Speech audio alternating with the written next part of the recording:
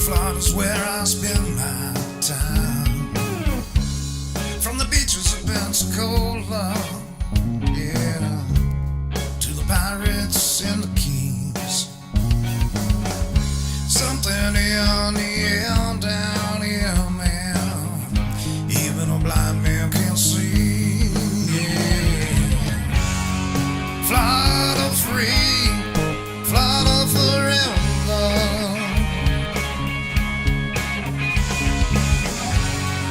Under God, we'll never waver.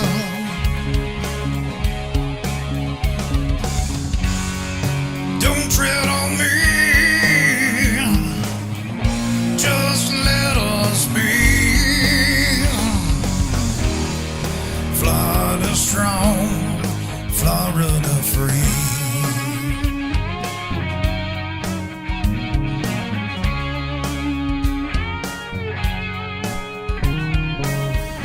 Oldest city in the nation, swamps in the Everglades, beer and oysters in Appalachia. Man, we've got it made. Charter fishing in Destin, golf at the TPC. There's legends that's living here, man, just like you and me, yeah. Florida free, Florida forever.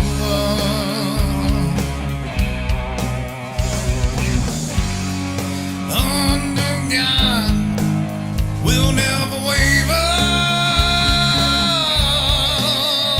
Yeah. Don't tread on me, just let us be.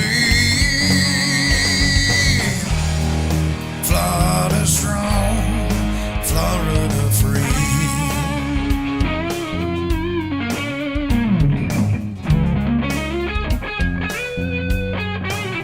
Today's show is sponsored by Farmer Joe's Fresh Market, located at 1401 Southwest Pine Island Road in beautiful Cape Coral, Florida. This Thursday is Independence Day. Farmer Joe's is hosting its second annual 4th of July Customer Appreciation Day event from 11 a.m. till 2 p.m. Farmer Joe's will offer free refreshments for everyone. Hamburgers, Nathan's hot dogs, drinks, cotton candy, and more. The Lee County Sheriff's Office will be stopping by with their ice cream truck, their VR truck, and their Robo Dog. There will be face painting, games, and activities for everyone, live DJ, and local vendor booths. Don't miss out the fun for the entire family. Everything you need and more, Lee County's greatest grocery store, Farmer Joe's Fresh Market. I want to give a special shout out to International Marble, family owned and operated here in the area. If you want the job done right, call International Marble at 239-878-2200. That's 239-878-2200. They are truly wonderful people. Attorney, businessman, political analyst, multimedia commentator, Mr. Ford O'Connell is here to help us understand the politics that most directly affect our lives. You can find Ford at FordO'Connell.com. You can also find him at Ford O'Connell on X and most reputable media outlets, including this one. I'm Smoking Joe, and welcome to Cracker Culture. Ford, I didn't pull a lot of clips because it was so sad, but I want us to recap what happened in the debate.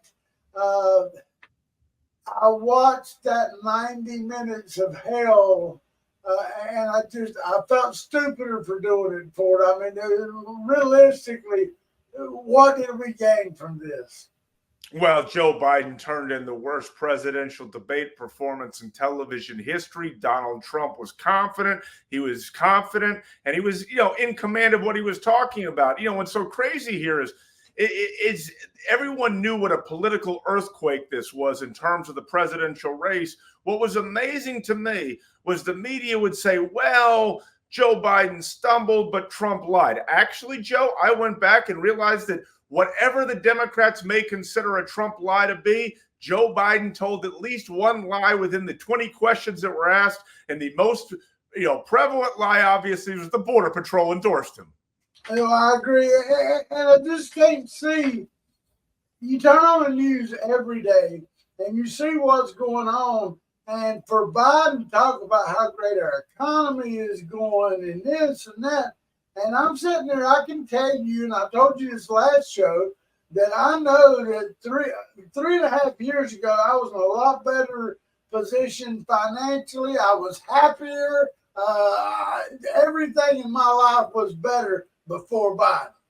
Oh, there's no question about it, particularly when it came to inflation. I mean, you can't even walk into McDonald's now, a family of four, and buy anything. Gas prices were lower. Inflation was at 1.4%. Look, when it came to our pocketbook, we were doing a hell of a lot better under Donald Trump. But, here's what's so amazing here is that sound you hear right now, that's not the Biden campaign imploding. That's the cover-up unraveling when it comes to the fact that he is essentially a cognitive mess. Well, and again, you see some little aftertakes of Jill telling Joe how great he done. He made it through the whole thing.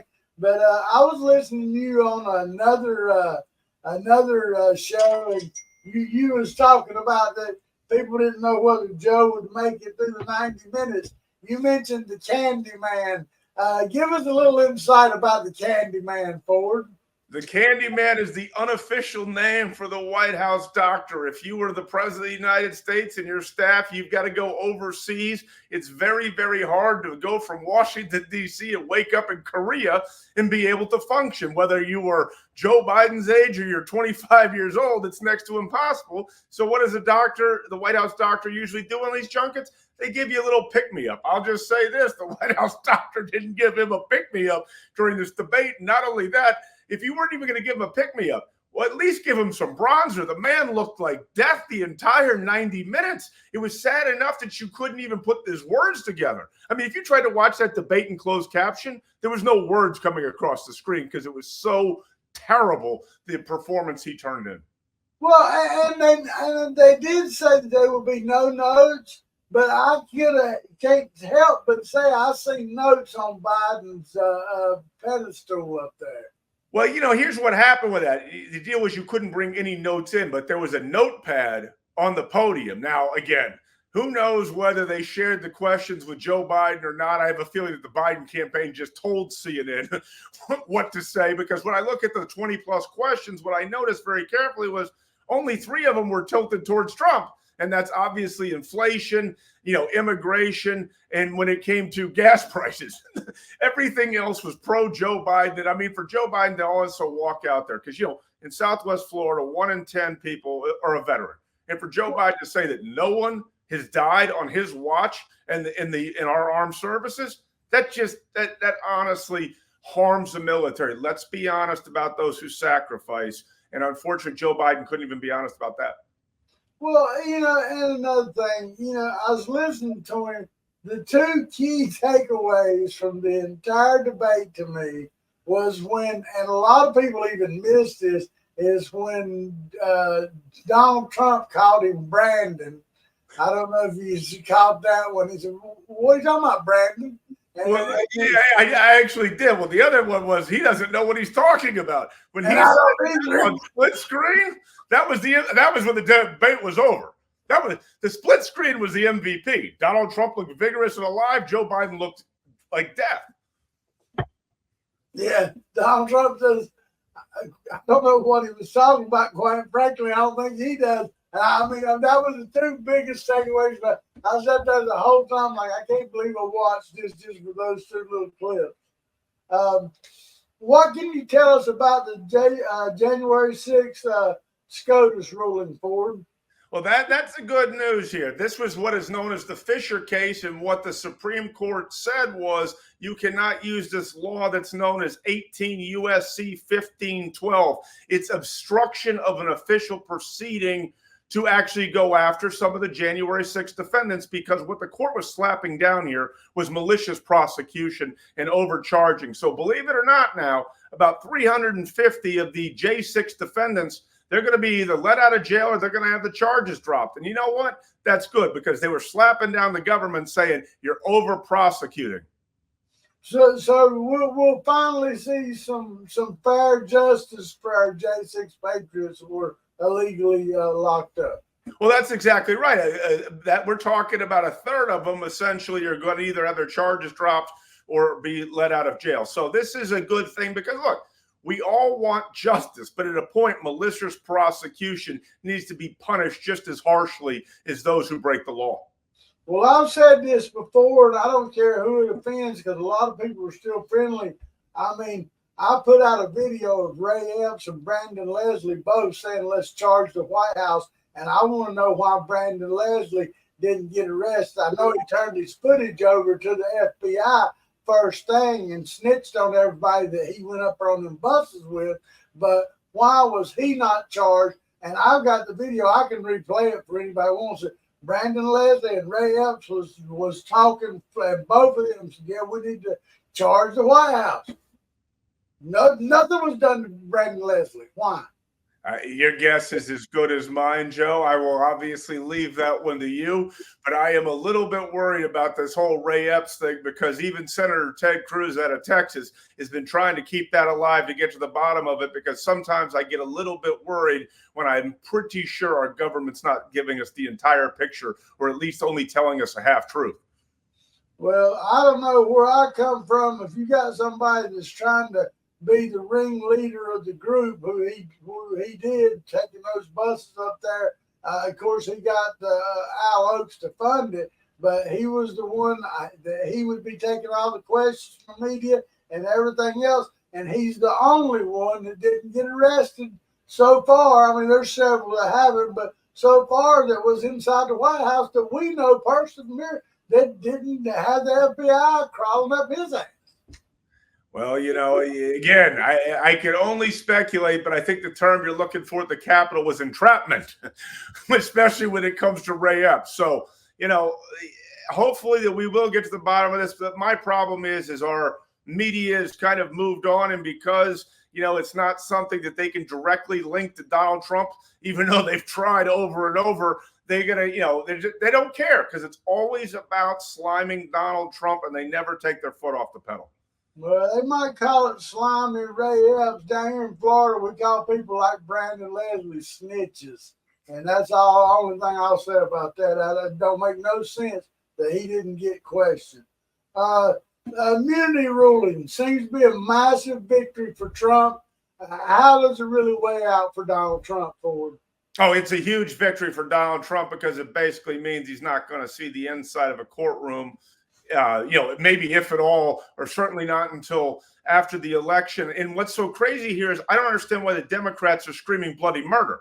Because let me tell you something, Joe, 42 years ago, the United States Supreme Court, when it was not a Republican conservative court, declared that the president has absolute immunity from civil prosecution. And what they handed down on Monday was basically a logical conclusion to that. If you partake, the president partakes in official acts, guess what? He's immune. If it's on, you know, acting as a private individual, guess what? You can prosecute him. And if you don't know whether it's a private or a, you know, official act, the presumption is going to be that it's an official act. But if the prosecutor can prove that it isn't, then you can then go ahead and indict the president of the United States. This is always about protecting the office of the presidency. It had absolutely nothing to do with Donald Trump. But there are two things that stand out here, Joe. First, way down in the concurrent opinion by Justice Clarence Thomas, he wrote that he's not even sure that our current Jack Smith actually qualifies as a special counsel. So guess what? If Jack Smith isn't a special counsel, then both federal cases are thrown out against Donald Trump because they were brought by Jack Smith. The other thing that was important here is the fact that they said communications between the president and his staff within the Oval Office are protected. Guess what that means? When they brought Hope Hicks up on the stand there in that New York records trial, guess what? That case might be thrown out as well. And we already know that Donald Trump is not going to be sentenced in New York on July 11th. It may not be until the beginning of August, and certainly after the Republican convention. So again, since that debate, between the debate, the Fisher case, the Chevron case, which we're not going to discuss, and the immunity ruling, Donald Trump has had the best 3 days of his campaign, period, the end, since he won in 2016. Well, so let me ask you this, because this all sounds great. And then we just had Hunter that got a gun charge conviction. I mean, honestly, is this just more deflection on what they're trying to pull? Will Hunter ever see the light of a jailhouse? Will he ever? I mean, his daddy can pardon him, can he not? He can pardon him, but you're right. Hunter Biden's never going to see the inside of a jail cell because essentially Hunter Biden's above the law. Donald Trump is below the law. But, this gun case, I don't even care about this gun case. Okay, that's just Hunter being stupid. I'm always a Second Amendment person. That's just Hunter being stupid. My problem is the only reason why this gun case is being prosecuted is because it's the only case that isn't connected to Joe Biden and the grift abroad. Now, the only good thing about the gun case is the laptop's been verified, so let's see what happens in the tax case. But chances are Joe Biden's either going to resign or be out of office by the time, real punishment comes down for any of this stuff. Well, and again, I hope that Donald Trump does prosecute those that have really tormented him throughout this last 3 years or so. I mean, it's just unbelievable that anybody that's willing to serve our country that's competent has had to go through this. I mean, we have been left with an incompetent leader because a lot of people just didn't like what the man said. I don't like what a lot of people says. I don't like what my accountant says, but he's smarter than me. Well, you're right. But what's even crazier here is the media pointing fingers, right now saying, oh, my God, the White House lied to us. He's a cognitive mess. He can't go on serving another 4 years. Heck, he can't even go on serving another 4 months. But who really covered this whole thing up? It was the media. Even over the Biden White House, they knew exactly what was going on. They're not mad that that Biden is no better than Mr. Potato Head. They're mad because you found out. And that's exactly the problem. It was the same with the Russia hoax. They pushed the Russia hoax, knew it wasn't true, didn't even care. And guess what? When it wasn't true, they just moved on to a new slime game. Well, I've often said the media only wants to report what gets them clickbait and what their producers want to report. I get calls all the time for local media, and I say, I don't know why you call it. You're not going to report it because you're not going to go away from the advertisement dollars you're going to get from Terry Miller and those guys, and I'm not going to say nothing good about them. And so, of course, my stuff kind of falls deaf on reporters, so I'm used to that. So, it is what it is, my friend, but you just got to keep pushing. Well, let's jump on over here to Fort Myers. The man's trash. Today, the man's trash is as trashy as you get. Terry Miller, I've never seen Terry Miller so nervous over a candidate in his life as he is over Matthew Thornton. And we've had Matthew Thornton on. I have already endorsed Matthew Thornton. In my opinion, Matthew Thornton is the very most important race that we are faced with in Lee County. He is running against David Mullica for Ray Sandeli's seat, because Ray Sandeli, the incumbent, is not running.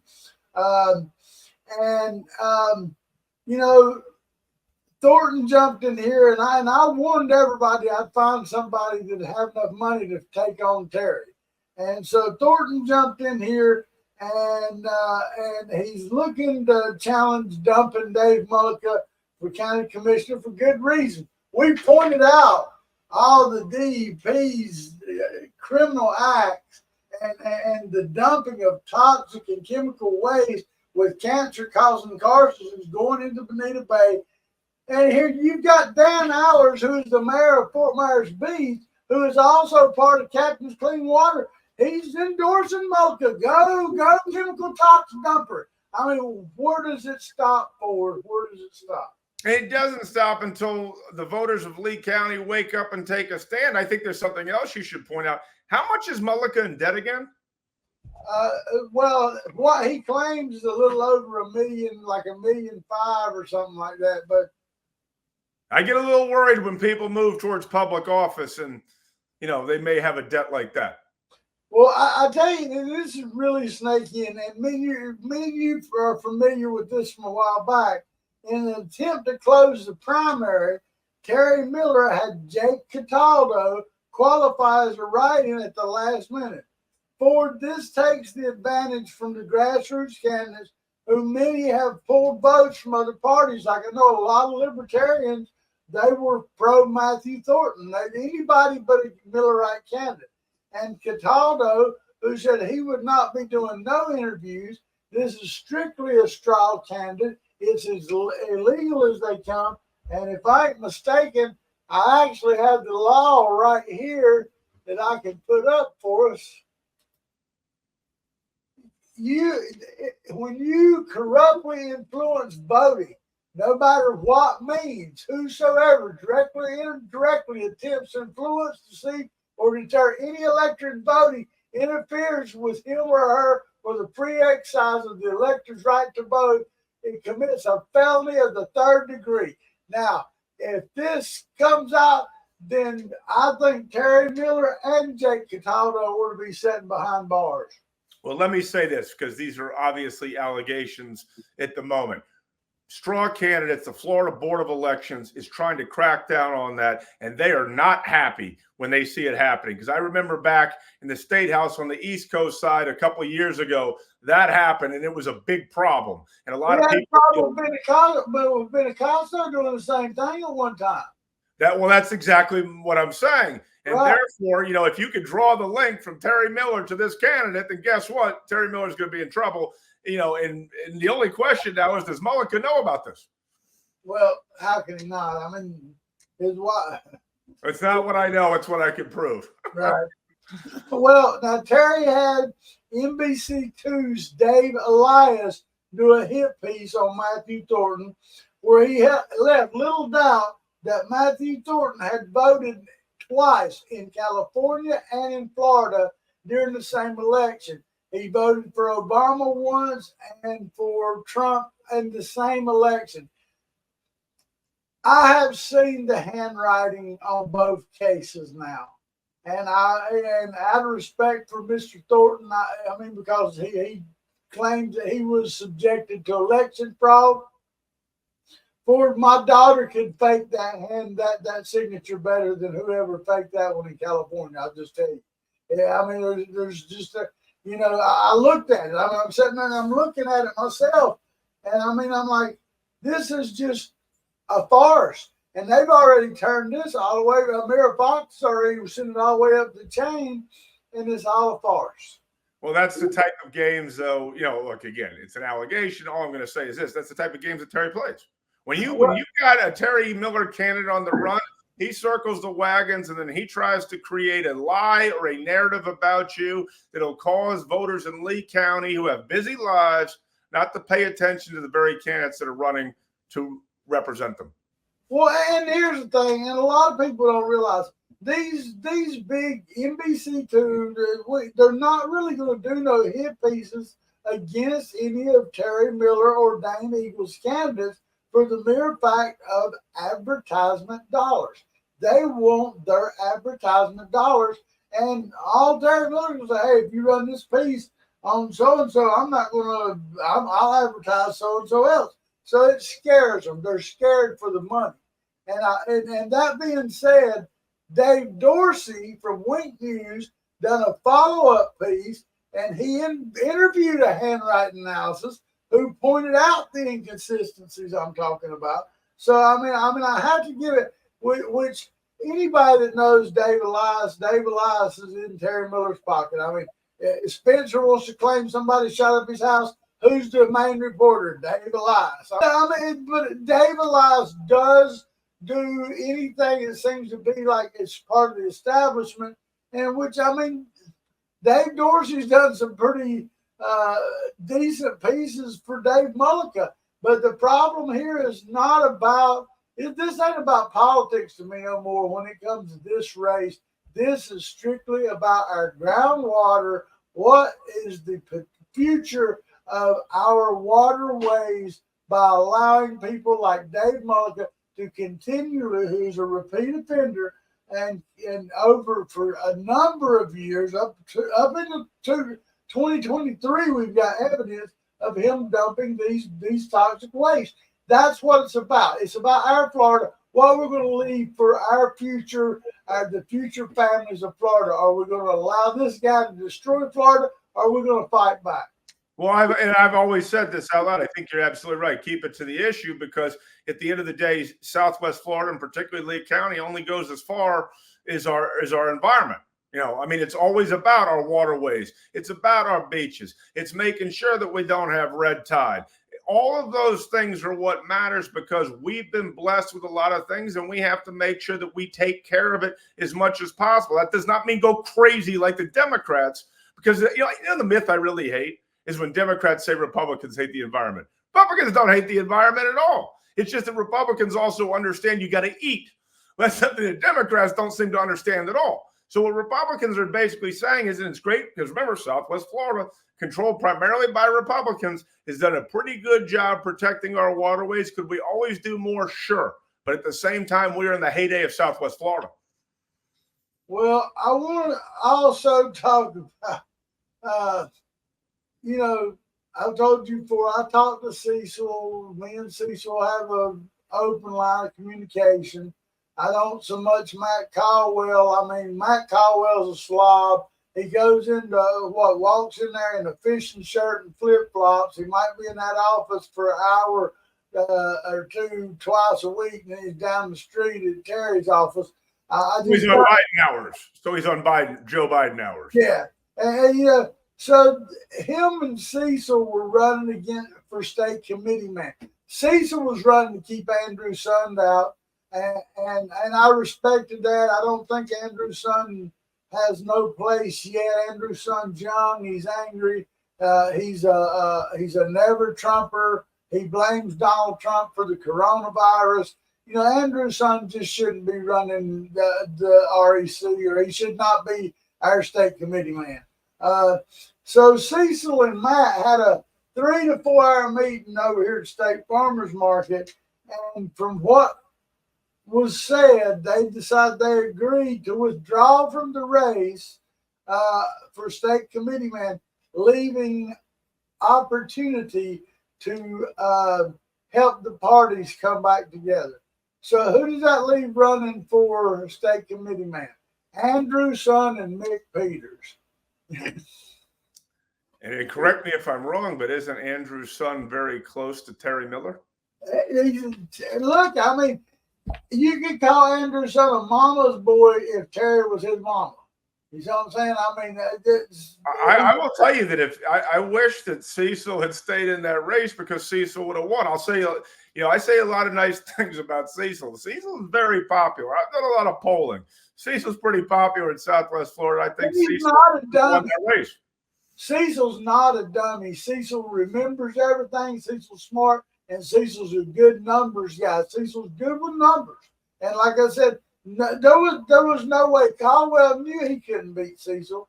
No way that Sund could have beat Cecil. And I think Mick just jumped in because he didn't want Andrew Sund to be the man. Well, again, you know me, I can't endorse anybody, but I will say this. If Cecil stayed in, Cecil would have won. I totally agree. Well, our state legislators, and that mean Adam Botana, Tiffany Esposito, the regular crowd of do nothing and in doing it well, are still pushing for single member districts. Adam's got an event coming up soon where they're going to do a town hall again on the single member districts. I'm going to encourage everybody to come out. This benefits no one except for the cabal. This helps to add more government. This helps to add more seats, and this helps to keep these people, when they term out, into new jobs. I'm talking about Brian Hammond, all of them. This has nothing to do to protect Southwest Florida. And the super manager, mayor, whatever you want to call him, that is an absolute disaster. I think that everybody needs to come out and speak their opinion on this. Single member districts will not work in Lee County. Well, that's exactly right. And I think to your point, it's a revolving door of being able to enrich yourself among a limited number of people. And when you do have single districts, we all know which district is going to wind up getting the least amount of money. That's going to be District 5. So if District 5 votes for it, that's pretty stupid on their part. And that being said, Adam Botana's championed a lot of just ignorance here lately. He's going to dredge the canal over there in the Back Bay. Now, let me tell you, where they can get bigger ships in, that is the last, only natural Florida aquatic ecosystem that's undisturbed. They'll destroy that. They're just going to destroy it. It's just gone. I mean, you got Mullica destroying the 10-mile canal that's going into Bonita Bay, into the Gulf. These people that are claiming that they are, well, like Botana's a big boat man, the head butt washer, or whatever he is, he calls himself. These people, they care more about their finances and what's financing, getting money into their companies, and not what's right for the future of Florida. We have got to stand up. And again, I'm a conservative. I ain't no tree hugger. I'm not like, I mean, you know, you ain't going to catch me out here chaining myself to one of these Australian pines you're trying to take down. But the fact is, what's right is right. And what they're doing is to benefit no one but themselves. You got to please look into these things and don't just vote because the families has got money. Well, look, I got to take your word for it on the canal, but I'll say this. People should be outraged by crony capitalism. That's what you're basically talking about. And further than that, Botana's got that morning radio show on Saturday, that 8 to 9 a.m. or whatever it is. I think you should call in. Hell, I didn't even know he had a show. I mean, it has news to me. I pay so little attention to some of these idiots because it bothers me I never claimed to be a super intelligent man. I wished I had half the education that you got. I really do. But I've got common sense. And when you're sitting there and you're using common sense, it's hard to listen to people. And Adam ain't even got that. He ain't got education nor common sense. I mean, the problem with common sense today is there's nothing common about it. That's the issue. Most people don't seem to have that anymore, but you're absolutely right. A lot of the problems that we have today are common sense. And, if our media, not just, national, local, state media, were a little bit more honest, half our problems would already be solved. And the last thing, we're going to cut this short because this 4th of July weekend, we want everybody to enjoy their holiday. The last thing I want to talk about is another one of Adam Botana's buffoonery is the Lee Health Board. Now, they have voted for privatization, and it seems that it now is a decision for local officials. This is a huge mistake. If we go to privatization, and I've talked to several doctors who has moved here from hospitals that were privatized, and they told me how devastating it was, not only for the employees, the doctors, and the care staff, but for the patients. And that being said, they put it where they ain't even got to release their assets forward. We don't even know what Lee Memorial's assets are. Well, look, I got to take your word for it. I got to do a little bit more digging myself with respect to that, but I do think that, hey, when it comes to our hospitals in Southwest Florida, particularly in Lee County, people should be paying attention because, that's our lifeline. Absolutely. Well, and finally, I've been to a lot of meet and greets this week. We had some real good times. I mean, all grassroots candidates. I would like to say I ran into Miss Ruth Conduit. She is running for the mayor of Bonita Springs. A very lovely lady, and I guarantee she ain't near as crazy as the mayor you got down there now. She's a very lovely lady. I enjoyed talking to her. And of course, I've run into a gentleman who's running in Capeville named Craig Unroe. Man, Ford, I tell you, I mean, he's just a solid guy. I like him. I mean, and again, you know, he's got some competition. He's running against Dan Shepard, which I mean, you know, that's a battle because a lot of people still like Dan, even though Dan's a little hot-headed and seems to put his foot in his mouth more than he puts it on the ground. But we just wait and see. I've spent a lot of time with Matthew Thornton. Again, I really like Matthew Thornton. We have a new contender running against Matt Caldwell for property appraiser, and his name is Steve.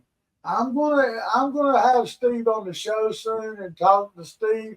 Steve flat out told me that he don't want to play the game that Terry plays. He just knows that he's capable of doing the job right, doing it better than Caldwell ever has, and he don't care about throwing trash at each other. He just wants to get in there and get us back on target. Well, look, until primary day here, I think that the best thing we can always do is tell people that there's always a choice. I can't get behind them the way you can, but I always tell people at least there's a choice. Know that there is a choice. And a couple things. Hendry County, just like we only got a couple minutes here. Hendry County, Sean Phillips is running for property appraiser. I looked at some information here locally, and I just got to tell you, and I try to stay out of Hendry County.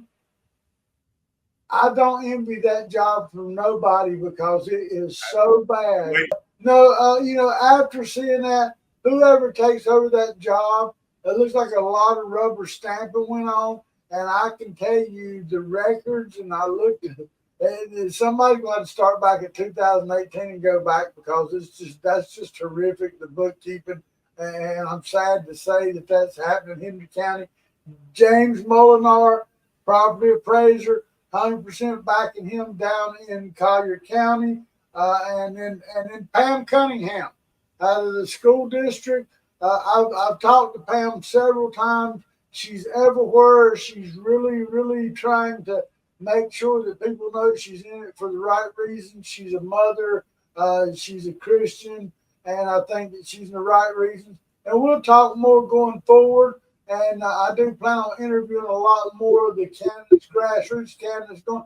And I have put out any of these local establishment candidates is with Terry Miller, Dane Eagle, whatever, that want to come on this show and debate me and Ford on their topics. We'll allow it. We're not going to turn nobody down. If you look, don't let nothing stop you but fear and common sense. That's the best way I can put it. Ford, I think you're absolutely right, my friend.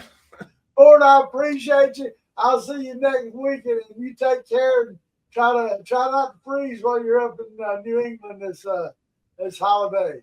Well, happy 4th of July, my friend. You too, my brother. It's always good talking to you. For Ford O'Connell, I'm Smoking Joe and the Cracker Coach Podcast. We love you, Florida.